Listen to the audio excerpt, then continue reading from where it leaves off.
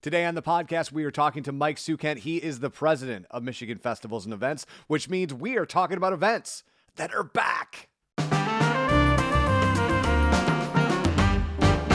My guest, as I said, Mike Szukhent from Michigan Festivals and Events. My friend, it's been a minute. How are you, dude? Doing great, Eric. Good to see you. One of these days, we'll actually see each other in person. That day is coming soon. It is coming soon. And so before we talk about that, I want to sort of know, Mike, what was the last year like for the Michigan Festivals and Events when you're going through a number of seasons where events aren't happening? What was your world like for those couple months? Well, Eric, we had to do a lot of pivoting.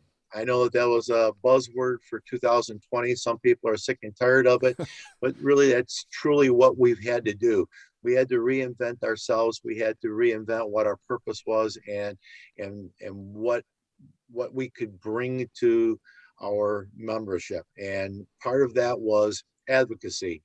And another part of it was education. And another part of it was just sharing information as it was coming down from either the federal government, state government, or the local counties. What they can do, what they couldn't do. Um, a lot of the interpretation rules and regulations were written some vaguely, and there was an opportunity to take advantage of the way they were written to interpret it. Um, so it was interesting. I can say that we got through 2020. We maintained 85% of our membership, or some that we lost. Um, we ran our convention in November, and we did it virtually. And the theme of 2021 is that we're bringing back the fun in 2021, and since May, since the beginning of May, we had a number of festivals that happened earlier in the year, but May, we were seeing carnivals out there at locations, and everybody was saying that the attendance is a little bit less than what they had in 2019. However, the revenue numbers were good because people were tired of being cooped up, and they wanted to get out and they wanted to have fun. They're they're willing, Mike, to have that second elephant ear, right? Exactly. That was exactly it. Or they bought extra wristbands for the carnivals, or um, the the art and craft shows. Um, in fact, my wife and I stopped in at Tawas Art on the Bay, and some of those vendors on Sunday were out of inventory because they didn't plan on the amount of buying that was going on. And pretty much everyone has said the same thing. Attendance is a little lower. There's still going to be those people that are just plain not comfortable in getting out with the masses. And that's fine. Everybody has to deal with things as what they feel comfortable with. I can tell you that for the month of June, I only had 3 cancellations for the entire month of June, and everything else is looking wide open. Some of the challenges that we are having, if there are any challenges, it's for those entities that decided to sit back and wait until they got good news instead of planning their event as usual. So now they're scrambling around trying to find vendors to support them, trying to find if they need dumpsters, they got to find somebody that's got Sure. a dumpster. If they're looking for tent rental, they're looking for that. They're looking for porta potties. They're looking for those things that they've always had before, but because they waited to the last minute.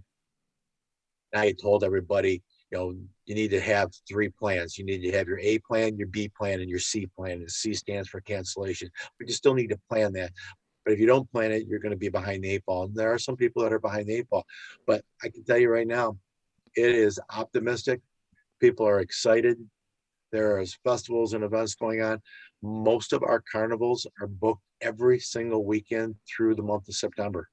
Wow. And I thought about you, maybe a month and a half ago when they announced that Lollapalooza was coming to Chicago, right? Because Illinois had been really locked down. And when I saw that we were doing 400,000 people in Grant Park for a 4-day festival, I went, All right, I know who I'm calling because I want to hear about what Michigan is doing, what Michigan looks like, and you've kind of hit on some of the high notes. But for people who are wanting to get out there, what's the best way for them to figure out what is open and if there are any restrictions, what those might be to kind of navigate through the rest of the summer through September? Well, I'll take the navigation first. The navigation, as far as what the restrictions are, the governor has already shared with us that July 1st, it's all wide open. July 1st. She hinted this past week in Detroit that she is anticipating the possibility of accelerating that date and moving it up. So that's all very exciting stuff. As far as what events are open, MichiganFun.com, www.michiganfun.com has got the entire list of festivals and events. And things are wide open, or the planning is wide open when Faster Horses is going to happen down Right, at MIF. right. I mean, that's huge. And let me get inside your head for a second. When you see these things starting to loosen up and Lollapalooza gets announced and Faster Horses gets announced, what happens to your head? Because one of the things that most people might not know if they don't see you a ton, right? And the average person that goes to a festival or an event probably doesn't have very much touch point with you personally.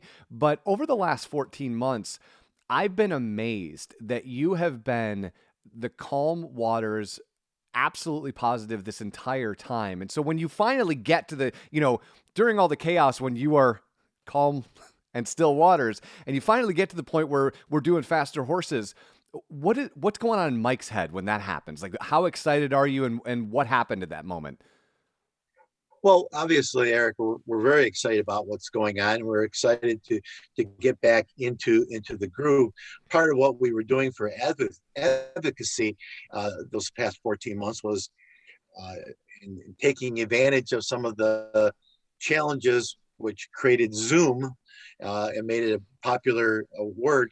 I was able to have one-on-one conversations with our state legislators throughout the entire summer last year, trying to get the message across that festivals, fairs, and events are a major economic impact uh, for our state, and that we needed to get that back into place.